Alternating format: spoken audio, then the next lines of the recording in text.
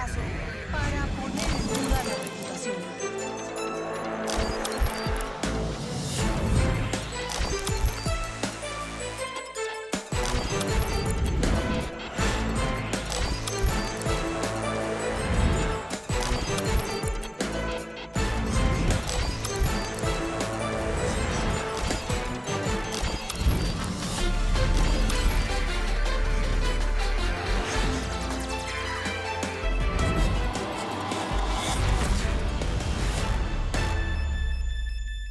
Muy buenas noches y bienvenidos a Los Informantes. Soy María Elvira Arango y aquí estamos como siempre, como todos los domingos con 3 grandes historias. El Tribunal de Paz de la JEP está por proferir la primera sentencia por el caso 01, es decir, por los secuestros cometidos por las extintas FARC, un proceso que documentó nada menos que 21.396 secuestros. Este es un testimonio brutal y una jugada maestra de un sargento mayor retirado del ejército que sobrevivió aferrado a una muy particular tabla de salvación. Una nube gigante lo arrastró. Esa fue la última imagen de Luis Sanabria, un parapentista experto con un equipo de última tecnología que estuvo desaparecido durante 2 meses. Y cuando ya se habían perdido todas las esperanzas, lo encontraron. El último vuelo y la despedida a un gran piloto. Hace unas semanas, millones de colombianos sufrimos viendo cómo la Selección Colombia Femenina de Fútbol se le escapaba el título de la Copa América en el último minuto. En medio de la decepción que llega con la derrota, hay un personaje extraordinario. Catherine Tapia, la arquera titular de la selección, la que recibió el trofeo a la mejor del continente, la que tuvo que luchar desde niña contra todo y contra todos para poder patear o, en su caso, atajar un balón. Los sueños sí se cumplen. Empecemos. El caso 01 en la JEP, que es el capítulo vergonzoso del secuestro, tiene más de 4.000 víctimas acreditadas. Una de ellas es el sargento mayor retirado del ejército, Heriberto Aranguren, con una historia como de película.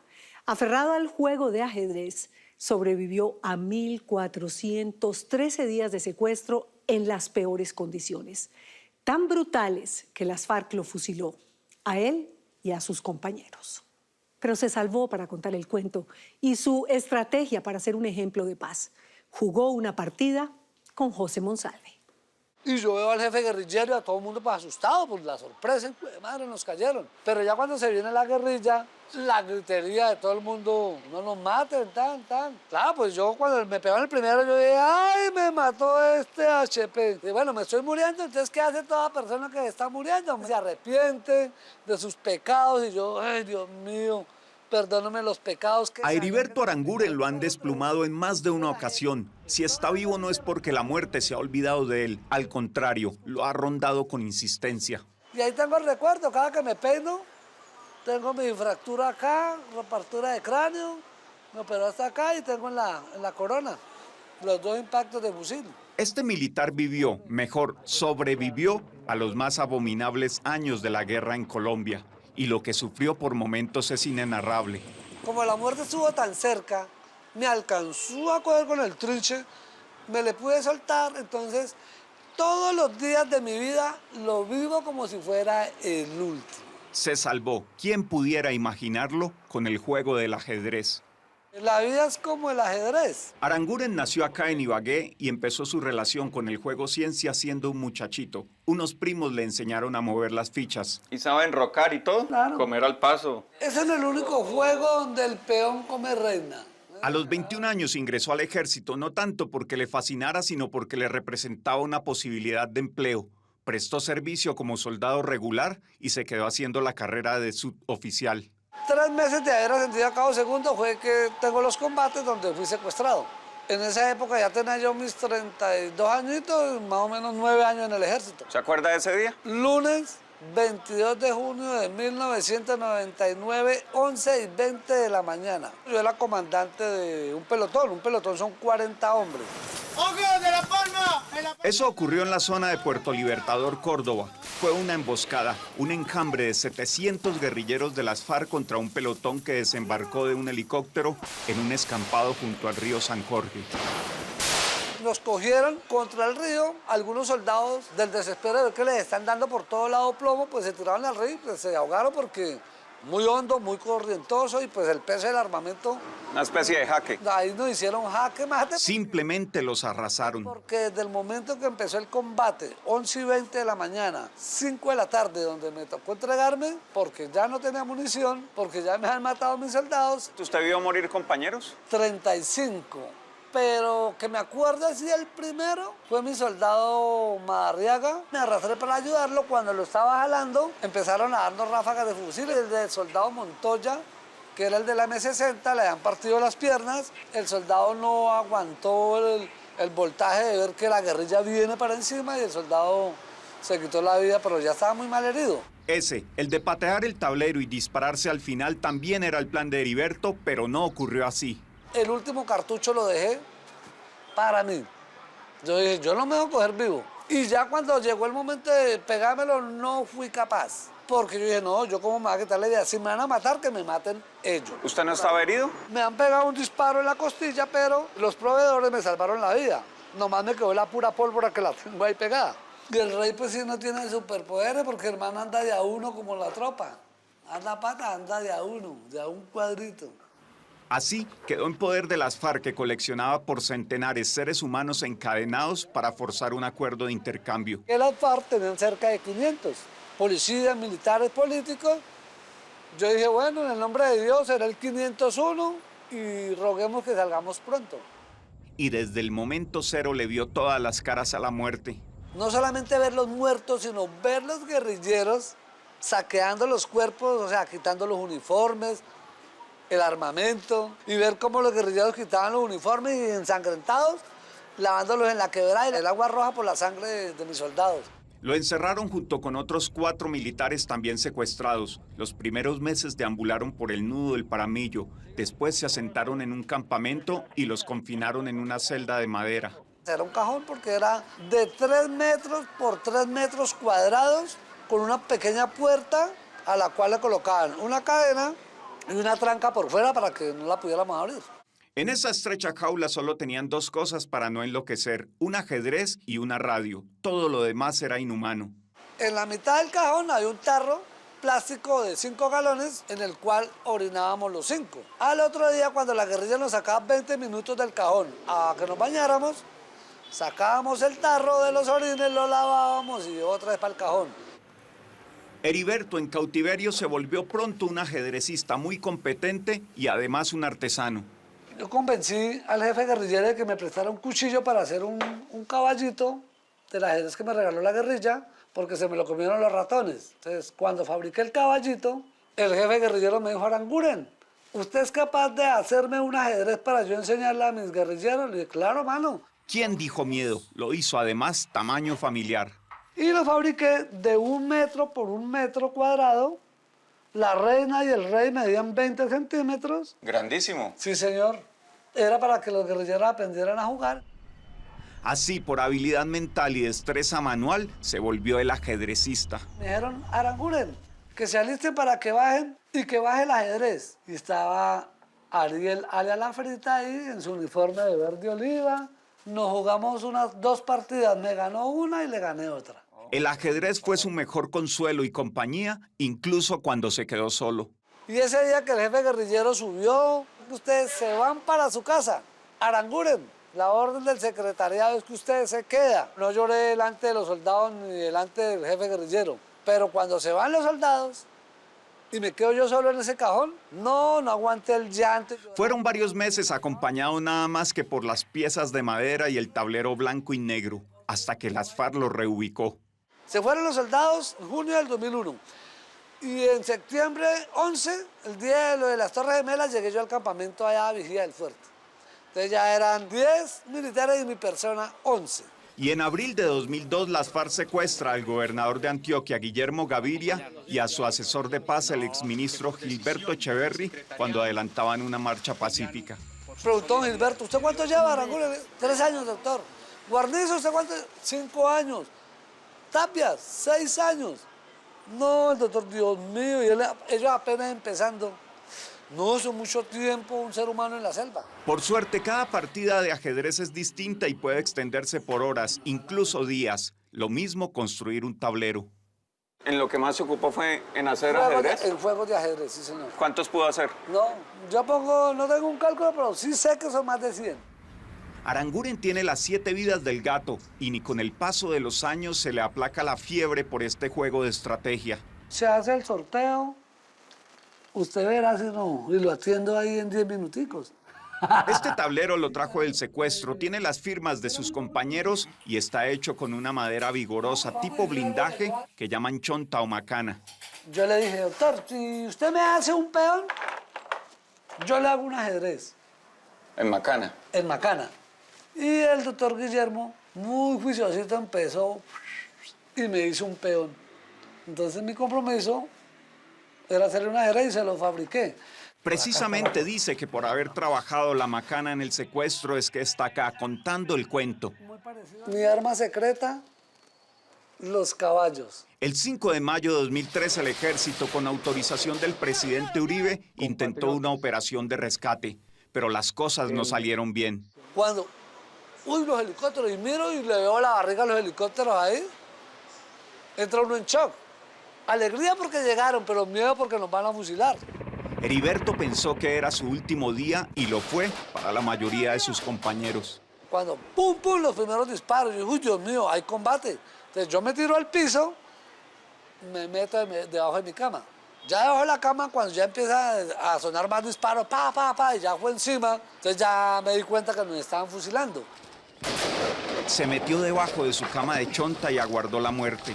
Cuando, ¡pin!, el primer disparo en la cabeza fue un macetazo, ¡pin!, yo quedé listo, tendido ahí, inmóvil, pero no inconsciente. Yo ahí escuchaba la gritería, ra, ra, ra, y esa mano de plomo, pam, pam, pam, pam, pam, pam. Cuando creyeron que la guerrilla se daba a la huida, algunos secuestrados malheridos como Aranguren empezaron a pedir auxilio. Entonces el jefe guerrillero, el paisa, dice, devuélvanse y rematen, verifiquen, verifiquen, verifiquen qué es. Denles tiro en la cabeza para que no quede duda de que se murieron. Entonces vienen y les vuelan la cabeza a mis compañeros, tiro de gracia.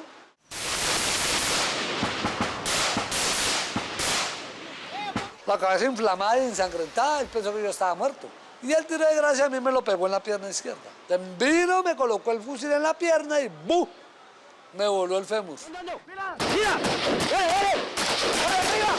Cuando yo abro mis ojos, lo primero que veo es mi pierna.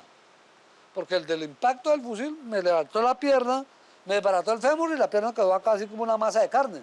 Cojo la pierna y la tiro para atrás, me volteo y me quedo así boca arriba mirando y empiezo a mirar los cadáveres. ¡Uy, Dios mío! Se hizo un torniquete en la pierna deshecha y luego los soldados que incursionaron lo pusieron sobre una tabla y lo cargaron hora y media hasta un escampado donde aterrizó el helicóptero de rescate. Nos montan al helicóptero, arrancamos y a los 5 minutos de vuelo la guerrilla, tum, tum, tum, tum, tum, tum, a tumbar el helicóptero. Nos dieron plomo a la lata. Capoteando la muerte como nunca, lo trasladaron a Urrao y luego a Medellín. Se salvó por la chonta. Me salvó la vida porque la cama era fabricada en chonta. Entonces, si hubiera sido madera normal, me mata porque es muy blandita. Fue una fallida operación de rescate. Murieron 10 secuestrados, sobrevivimos 3. ¿Y guerrilla no fue dado de baja No hubo ninguno? combate, no, porque no hubo combate. La guerrilla apenas nos vio el ejército, fusiló a los secuestrados y... Fue un episodio sanguinario que desgarró al país. La JEP está por proferir la primera sentencia en la que se juzga a las FARC por centenares de secuestros. Y fue una buena forma de escabullirme del cautiverio.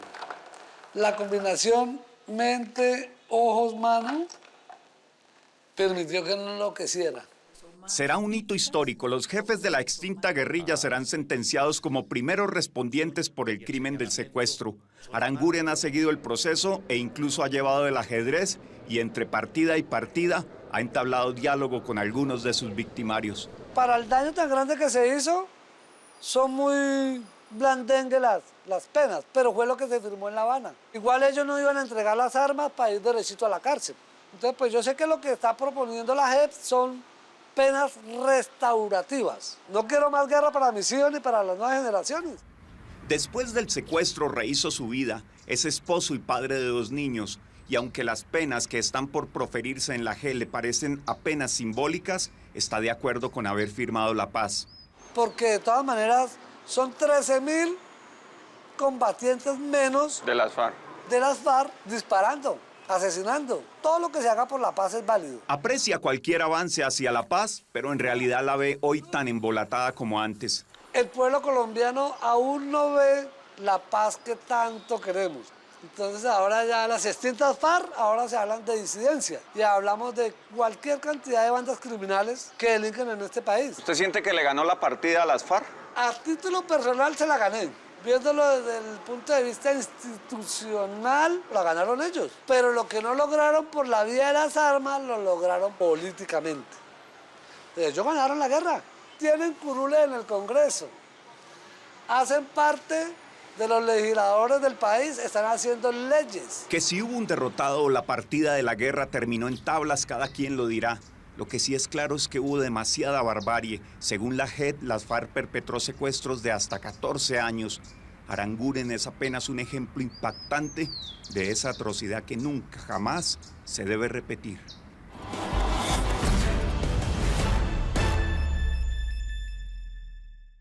Bajo la sombrilla del delito del secuestro, la guerrilla también perpetró otros crímenes como desaparición forzada, homicidios y tortura.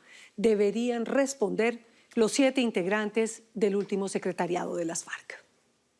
No se vayan, los espero después de comerciales. El misterio del parapentista que se lo llevó el viento.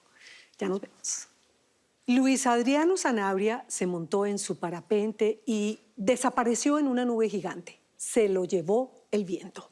400 hombres de los bomberos, la defensa civil, el ejército lo buscaron por cielo y tierra durante semanas, pero parecía que se lo había tragado la tierra. 2 meses después apareció y por fin hubo algún cierre para la familia.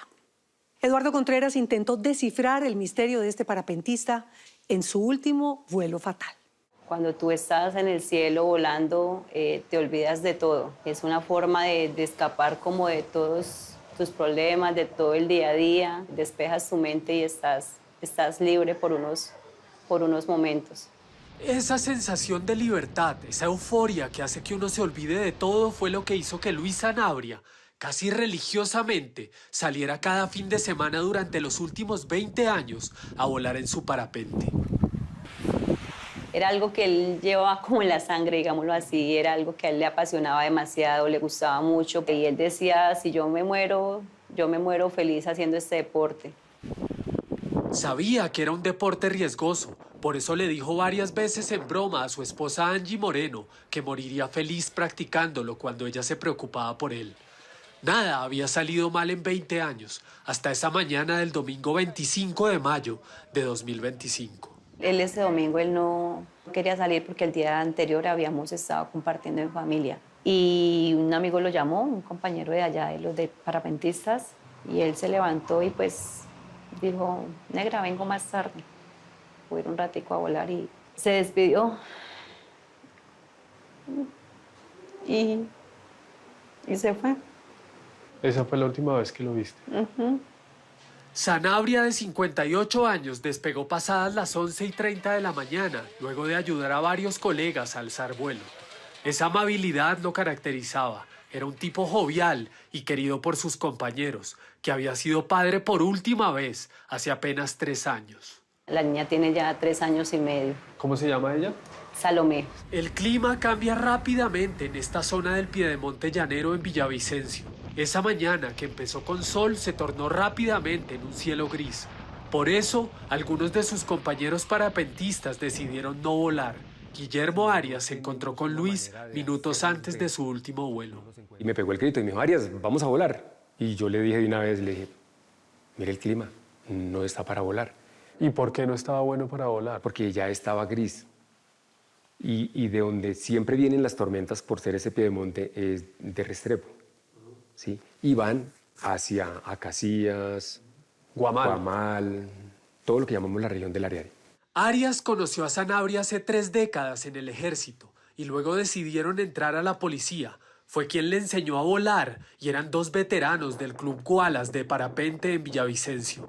Según sus palabras, esa mañana su amigo cometió una imprudencia, quizá porque era uno de los mejores pilotos. Él era un piloto avanzado.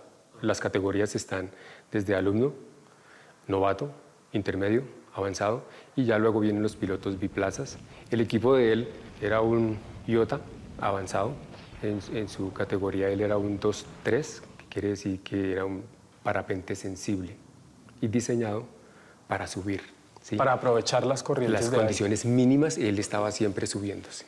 Tenía que estar en manos de un buen piloto. Las condiciones del clima empeoraron rápidamente. Un vendaval arrancó tejas de casas en Villavicencio y alrededores. A la 1:30 de la tarde, Sanabria era el último piloto en el aire e intentaba aterrizar. Desde tierra, Guillermo intentaba ayudarlo dándole instrucciones por radio. O sea, ustedes lo vieron intentando bajar. Yo lo vi cuando él llegó, me levanté y tomé el radio. Él venía con orejas. Orejas es reducir el tamaño del parapente orejas, para sí. caer. ¿Sí? Hizo otra que se llama barrena. Barrena es incidir en el parapente de manera controlada, en cualquiera de los dos lados, para que él se incline y entre en un rotor forzado a bajar. Como una espiral. Como una espiral controlado. No iba a pasar tampoco porque estaba muy fuerte. Las condiciones eran extremas y empeoraban minuto a minuto. Y se notaba que cada vez que cuando él salía, el parapente hacía alabeos muy fuertes. Se iba para atrás, se iba para adelante. Es muy peligroso. Que lo deje ir tanto que de pronto él caiga encima del parapente, lo llamamos Claro, tamar, sí. y ahí sí va a haber Sí, una sí. caída. Y está muy cerca del piso para desplegar El paracaídas. el paracaídas. ¿Y usted Entonces, qué le dijo por radio? Yo le dije que se fuera para donde se fue.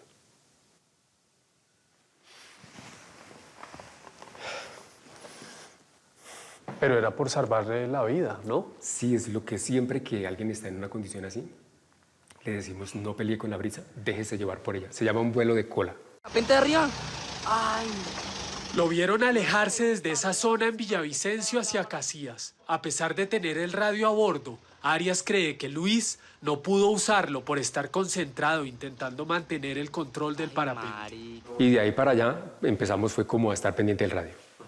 Pero pasó el rato, hicimos equipo para tratar de ir a buscarlo, porque hacemos eso. En los carros ir por la carretera a buscar al piloto y no tuvimos razón por ningún lado. Empezamos a recibir mensajes de personas que lo habían visto, que muy posiblemente pasó por acá, que yo lo vi que iba en tal parte, nos enviaban los videos. Este fue el último video de Luis Sanabria, grabado a las 3:30 de la tarde por una familia que estaba en el río Sardinata, muy cerca a Casillas. Y la nube tapa todo y es muy desagradable realmente. Lo que se siente es una desorientación total, porque uno no sabe si sube, no sabe si baja, no sabe si va para la derecha o si va para la izquierda. Claro. Y eso angustia muchísimo. La angustia es que uno no sabe si lo está acercando a la montaña, porque uno no asume que las condiciones están fuertes, porque empezó a perder el control, ¿sí? Por desorientación. Lo que sucedió con Sanabria luego de entrar a esa nube es incierto, pero una emergencia ocurrida meses antes, en esa misma zona con otro parapentista, podría dar pistas de lo que tuvo que enfrentar. En medio de la tempestad, los vientos hicieron que ese piloto ascendiera a 7.000 metros, cuando la altura normal de vuelo no sobrepasa los 2.000. Él tuvo ascendencias, cuando revisamos los instrumentos, de 18 metros. Él subió 18 metros en un segundo. Fácilmente el equipo se pudo haber colapsado. Parece que tuvo granizada, en el video se miraba todo eso, pero el equipo no se descomponía porque es un equipo lento y está diseñado para esas condiciones. Las horas pasaban y no había comunicación por radio, tampoco rastro de que Sanabria hubiera podido aterrizar. A las 5 de la tarde, sus compañeros reportaron su desaparición a las autoridades. Angie, su esposa, estuvo allí desde el primer día. Ese día intentamos localizarlo por el GPS del celular, pero pues no. La ubicación siempre nos botó acá en la vereda del Carmen, de donde él salió. No sé si fue que botó el celular. La angustia y la incertidumbre crecieron aún más cuando llegó la noche. Yo solo pensaba y decía, pobrecito, otra noche más, decía yo, en que él va a aguantar frío, va a aguantar hambre, si está golpeado. O sea, la incertidumbre de no saber cómo estaba él, o sea, eso se volvió como en el pan de cada día. Al día siguiente, el lunes 26 de mayo, los bomberos de Acacías tomaron el mando de la búsqueda. Se sumó la Defensa Civil y la Cruz Roja, además de campesinos de la zona que servían como guías. Se dividieron en grupos, siguiendo las corrientes de viento que podrían haber llevado a Luis a un área de 400 kilómetros a la redonda. El segundo día yo ya subí, ya me quedé por allá. Nosotros duramos como 5 días internados allá. ¿Te quedaste con los bomberos? ¿O Sí, bomberos y Cruz Roja. Íbamos como 10 personas. ¿Por qué decidieron quedarse? Porque tú dijiste no me Porque ya devuelvo. estábamos arriba y entonces siempre el desgaste de bajar y volver Claro. a subir no nos iba a rendir en la búsqueda. Entonces decidimos quedarnos por allá. La comunidad de allá nos prestaba ropa porque pues nosotros no llevábamos ropa. Yo solamente llevaba una muda de ropa que fue la que siempre cargué en el bolso para él. O sea, yo cargaba, en caso de encontrarlo, yo decía, lo cambio para que pues por lo menos esté calientico y eso. Y siempre todos los días con los zapatos húmedos, la ropa mojada. Las condiciones eran extremas, rocas del tamaño de edificios y selva virgen, impenetrable, el hogar de serpientes y felinos, calor en el día y frío extremo en las noches. 400 personas buscaron por estas montañas a Luis Sanabria, pero parecía que se lo había tragado la tierra. En la parte alta, una persona que fue mordida por una serpiente de importancia médica o venenosa, a la cual fue trasladado para el centro asistencial, pues se pudo, por lo menos nosotros lo pudimos sacar del terreno. Y estuvo varios días y en la estuvo clínica. más o menos unos 15 días hospitalizado. También tuvimos un incidente muy grave, que es de un compañero de la Cruz Roja Colombiana, el presidente de la Cruz Roja Colombiana, que él sufre una caída aproximadamente de 3 metros hacia atrás y le lesionó la columna vertebral en 4 partes.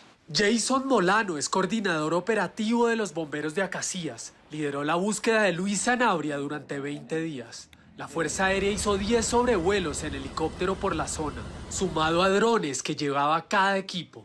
Pero nunca hubo un rastro de Luis ni de su parapente. En esta área se hace la búsqueda y se sigue haciendo la búsqueda en todas estas áreas aquí. No hay una explicación científica para decir por qué no se encontró, si era un aparato que a pesar de que es flexible era muy grande, que fácilmente se podía ver desde el aire, que era una persona muy experta, que llevaba más de 15 años realizando esa actividad deportiva y que además era una persona que prestó su servicio en la policía y tenía mucha experiencia en supervivencia. Digamos, decíamos, no, él aguanta porque como ha llovido harto, va a estar, pues no va a comer, pero por lo menos sí va a estar hidratado. Entonces decíamos, no, él puede aguantar unos 20 días, 15 días. Pero la idea era siempre, nosotros nos levantamos, no, hoy sí va a ser, hoy sí es el día, hoy sí lo vamos a encontrar. Y no, ya cuando llegaban las 3, 4 de la tarde, empezaba el desespero porque pues ya uno sabe que a esa hora ya no íbamos a encontrar absolutamente nada y ya nos tocaba, era devolvernos. El 19 de junio, exhaustos y sin recursos, luego de 25 días de intensa búsqueda, las autoridades suspendieron oficialmente el operativo para encontrar a Luis Sanabria. De corazón les pido por favor que me apoyen y me ayuden para poder encontrarlo. La gente ya empezó a decir que de pronto estaba secuestrado o que el viento se lo había llevado muy lejos. Lo otro que decían también era que de pronto él había recibido un golpe en la cabeza y había quedado inconsciente y que alguien de pronto lo había recogido. O sea, muchas hipótesis de cómo él podría estar. Habían pasado 71 días de incertidumbre hasta el 4 de agosto pasado, mientras grabábamos este programa, cuando sucedió una tremenda casualidad. Habíamos acordado una entrevista para contar la historia de Luis y su desaparición, cuando Angie recibió la llamada que más esperaba y al tiempo temía. Al parecer Luis finalmente había aparecido, pero las noticias no eran buenas. Se reportó el hallazgo de un cuerpo a orillas del río Guamal. Luego de realizar los cotejos de huellas dactilares, se confirmó la identidad. Se trataba de su esposo. Él siempre pensaba en los demás, en la felicidad de los demás, más que la de él. Entonces, es una persona que, la verdad, no solo en mí, sino en todas las personas que tuvimos la oportunidad de conocerlo y de tratarlo, yo sé que deja un vacío muy grande. El cuerpo estaba desnudo, no había rastro del parapente ni del radio.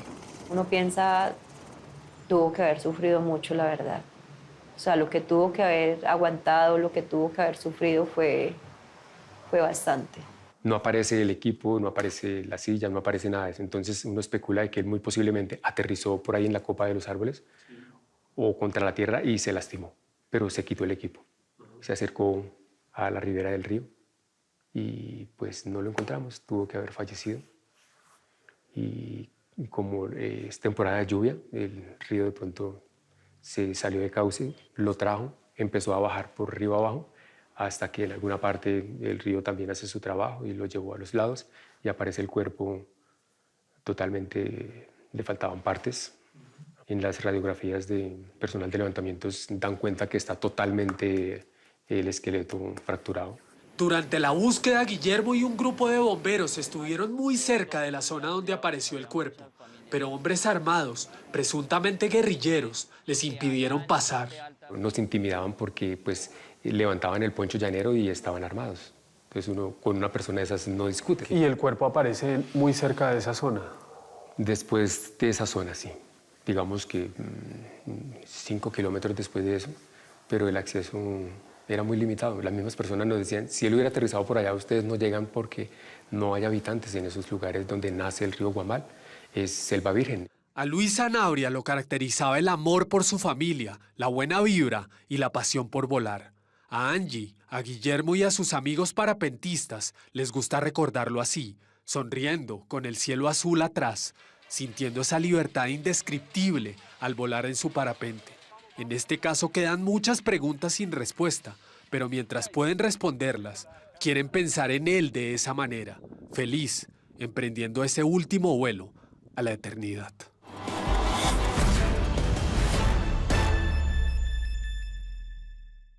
La familia está esperando el resultado de la necropsia. Mientras tanto, en los próximos días, Guillermo Arias liderará una búsqueda río arriba, en donde apareció el cuerpo para intentar encontrar el parapente y así resolver tantas preguntas que quedan sin responder.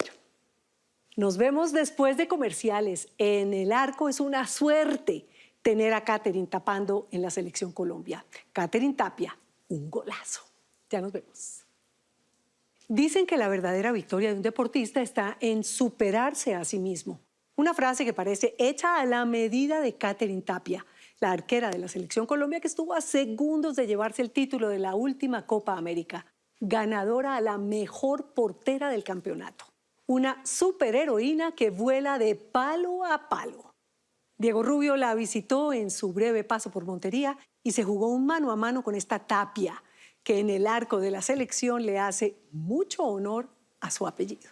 Yo trabajaba en una casa de familia cuidando a un niño y ahí fue que me compré mis primeros guayos, fueron unos azules con blanco. Nunca los voy a olvidar porque yo los limpiaba todos los días, los miraba como que ay, yo lo quise, no me lo compró nadie, lo compré yo misma con mi trabajo cuidando a un niño. Tenía 16 años cuando por fin pudo comprar sus primeros guayos. Hasta entonces había jugado descalza o con unos tenis tan viejos y tan chiquitos que le hacían sangrar los dedos. Y los deditos me quedaban así recogidos, pero no me importaba. Le pegaba puntazos más duros y llegaba a la casa con un dolor en los dedos de lo que significaba poner unos zapatos tan apretados porque no tenía para comprar en esa época más. Han pasado poco más de 10 años desde que esa joven aguerrida debía trabajar de sol a sol para comprarse unos guayos. Pero las cosas han cambiado mucho. Hoy usa a diario los guayos que más le gustan. Y los guantes y las canilleras que quiere. Es una de las figuras más destacadas del fútbol femenino colombiano. Crack de la última Copa América. Ganadora del trofeo a la mejor arquera del continente. Es como una recompensa a todo lo que he vivido, todo lo que he pasado. He trabajado para esto y partido a partido, a pesar de tantos golpes que recibí, siempre me entregué para lograrlo. Ser la mejor arquera de la Copa América 2025 es una satisfacción a todo el trabajo que vengo haciendo. Es Katherine Tapia, la portera de moda, la futbolista que hoy se roba todas las miradas, la ídolo de la Selección Colombia, a la que se le escapó el título de la Copa América en el último suspiro, la que se hizo sola, a pulso, y superó el rechazo y la depresión, y trabajó limpiando casas y cuidando niños para poder jugar fútbol, y fue policía antidisturbios. Pero paciencia, ya llegaremos a eso. ¿Se aprende más cuando se gana o cuando se pierde? Yo creo que cuando se pierde, pues porque te preguntas, buscas, miras videos, por qué pasó así, qué hicimos mal. Decía Maturana que perder es ganar un poco. Yo creo que es verdad. Bienvenido a la casa. Gracias. La mejor arquera de América nos recibe en la casa de su tía, en Montería, la capital del departamento de Córdoba.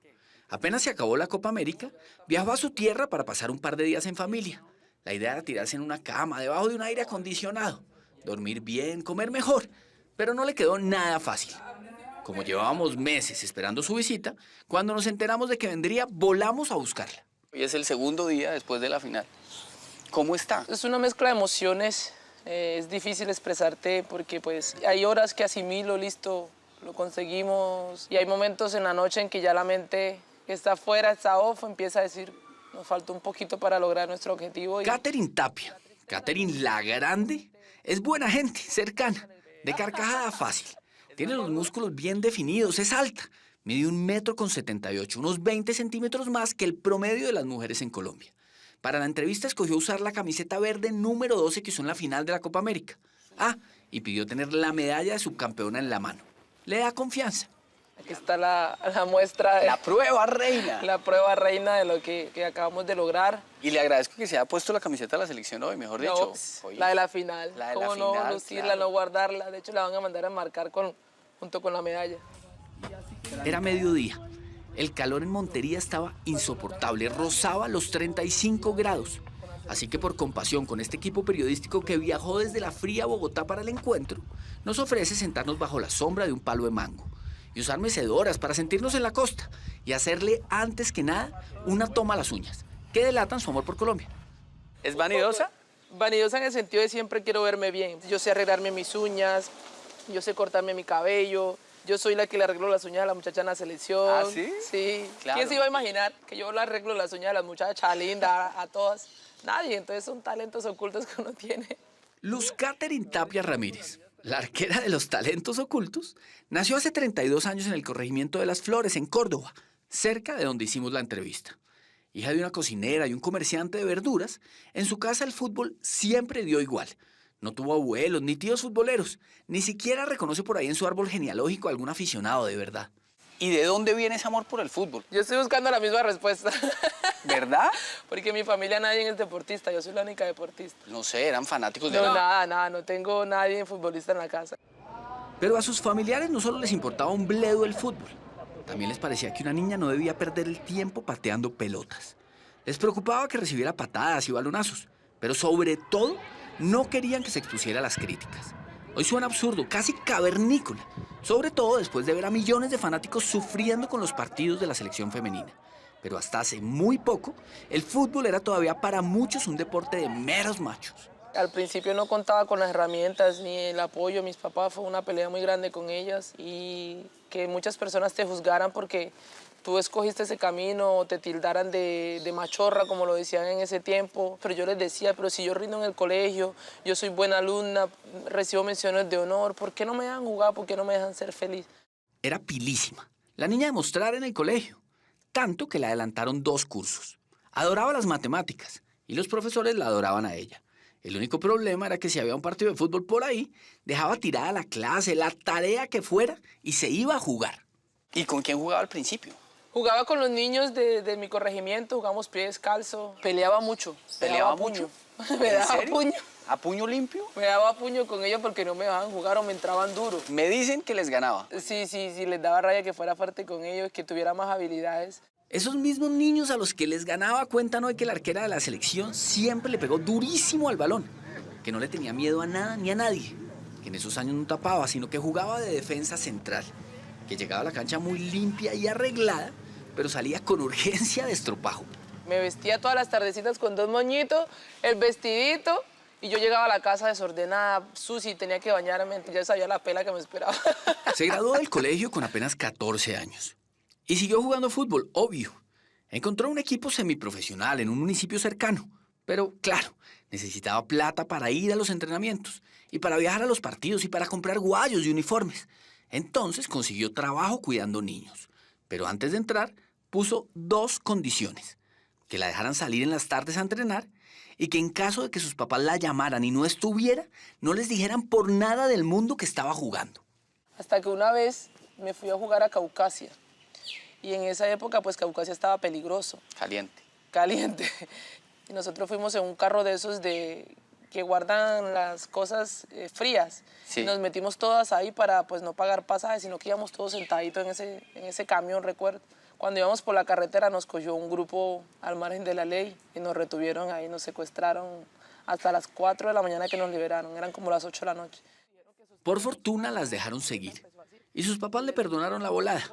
Y de la retención ilegal quedaron solo el susto y la anécdota.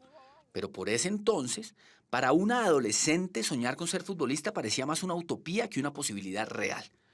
¿Cómo iba la joven Katherine a pensar en jugar fútbol profesional si en este país no había todavía una liga femenina? Existía la Selección Colombia, sí, pero las pocas jugadoras convocadas jugaban apenas un puñado de partidos al año. Mis papás me apretaron mucho en ese sentido, pues porque ellos sabían que eso no iba a dar como los medios económicos que me pudiera sostener. ¿Y qué le decían? Véngase para acá, estudie algo. ¿Qué le decían? Estudie.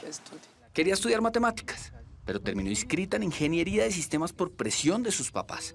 Hizo 3 semestres, hasta que, sorpresa, fue convocada a una selección Colombia sub-20 y se concentró con sus nuevas compañeras en Bogotá.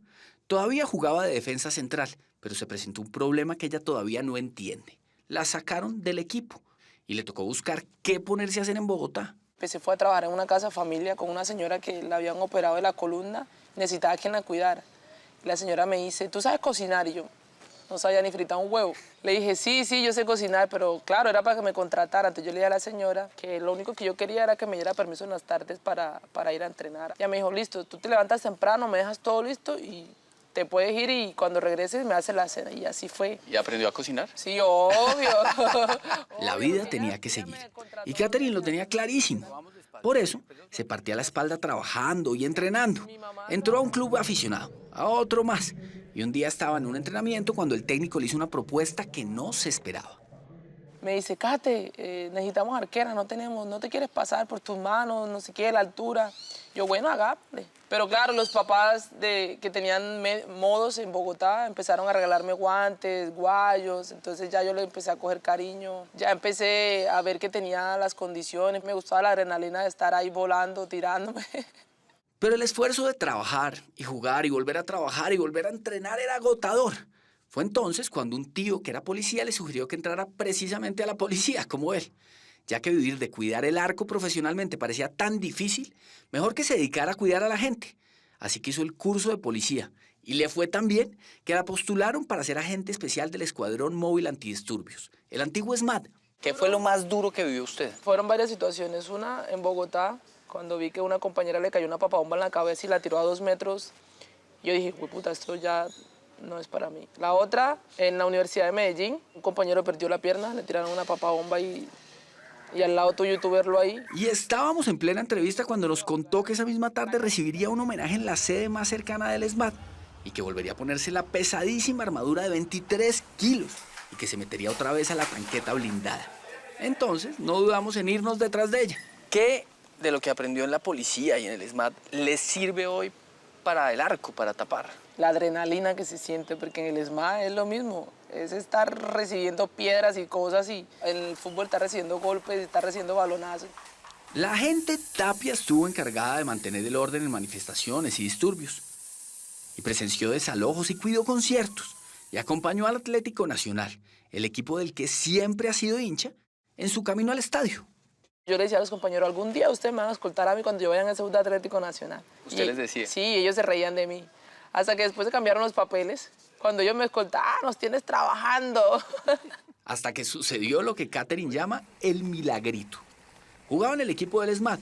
Mentira, jugaban los equipos del SMAT, porque tapaba tanto en el conjunto femenino como en el masculino. Y estaba en un partido con sus compañeros, con los hombres, cuando un miembro del cuerpo técnico del Atlético Nacional femenino la vio. Y no dudó en llevarla a entrenar con el equipo, que se preparaba para la primera edición de la Liga Profesional Femenina Colombiana.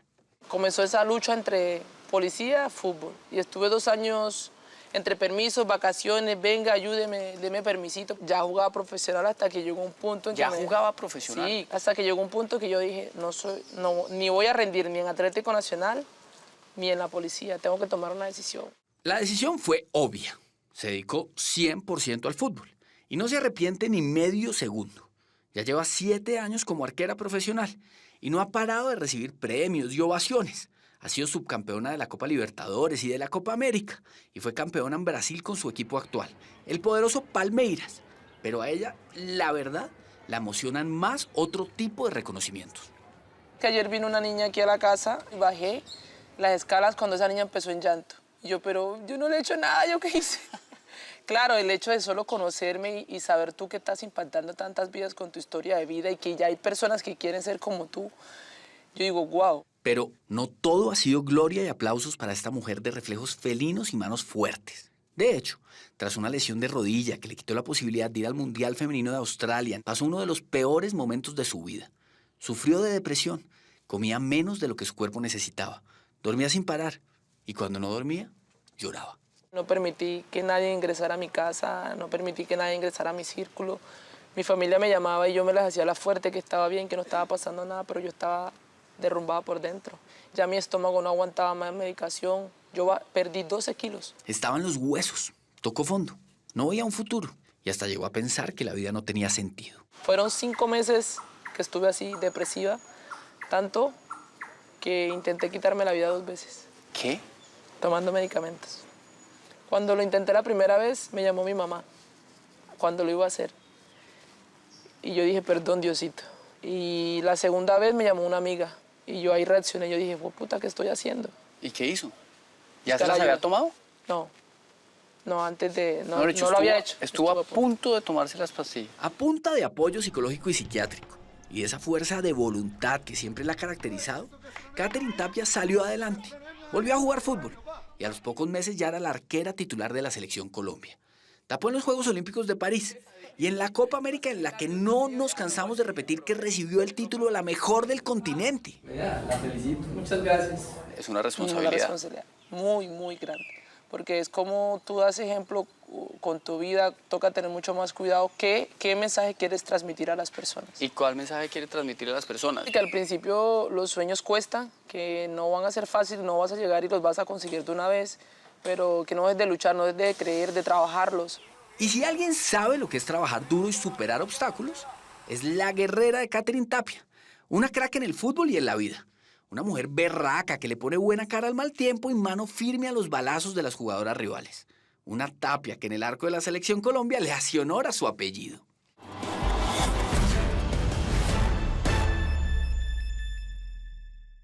El próximo partido de la Selección Colombia Femenina será el primero de las eliminatorias al Mundial del 2027 contra Perú a finales de octubre. Mucha suerte y, claro, muchos goles. Si tiene alguna historia que contarnos, escríbanos a losinformantes@caracoltv.com.co. Si quiere volver a ver alguna de nuestras historias, síganos en Facebook o en nuestro canal de YouTube y listo. Espera en Séptimo Día personas que sufrieron graves accidentes, aparentemente causados por cableados eléctricos o de telecomunicaciones en mal estado o que no cumplirían con la norma establecida. No se lo pierdan. Nosotros nos vemos como siempre. Los espero el próximo domingo con otras 3 grandes historias. Buenas noches. Que descansen.